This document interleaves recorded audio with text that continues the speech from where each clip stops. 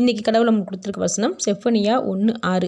கர்த்தரை விட்டு பின் வாங்குகிறவர்களையும் கர்த்தரை தேடாமலும் அவரை குறித்து விசாரியாமலும் இருக்கிறவர்களையும் இவ்விடத்தில் இராதபடிக்கு சங்காரம் பண்ணுவேன். இந்த வசனத்தை கொண்டு கடவுள் நம்மகிட்ட என்ன சொல்கிறது பார்ப்போம்.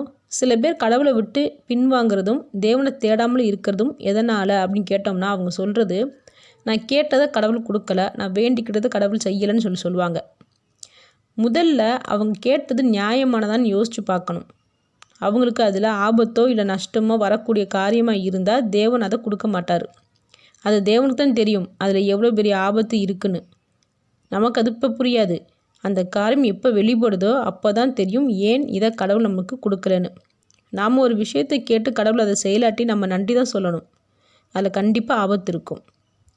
சரி, நம்ம சூஸ் பண்ணுறதுல கேட்குறதுல தப்பு இருக்கும், ஆபத்து இருக்கும்னு தேவன் நமக்கு அதை கொடுக்கலன்னு நம்ம ஏற்றுக்கிட்டாலும் அப்போ நமக்கு என்ன சூட் ஆகுமோ அதை தேவன் நமக்கு தரலாம்லன்னு யோசிப்போம். கரெக்டாக. அதுக்கு நம்ம தேவனை விட்டு விலகுனா எப்படி நமக்கு கொடுப்பாரு? நாம் கேட்டதை தேவன் தரலன்னு கோபத்தில் தேவனை விட்டு விலகிறத விட எதை செஞ்சாலும் என் தேவன் என் நல்லதுக்கு தான் செய்வார்னு நினச்சி பார்த்து தேவனை தேடி போகும்போது நம்ம கேட்டதை விட அதிகமாக பெஸ்ட்டாக தான் கொடுப்பாரு. அதுதான் கடவுள். எது நமக்கு நடந்தாலும் நாம் அவர் மேலே காட்டுற அன்புக்கும் நம்பிக்கைக்கும் தேவன் எப்பயுமே நம்மளை பெஸ்ட்டாக உயர்வாக தான் வைப்பார். ஆமேன்.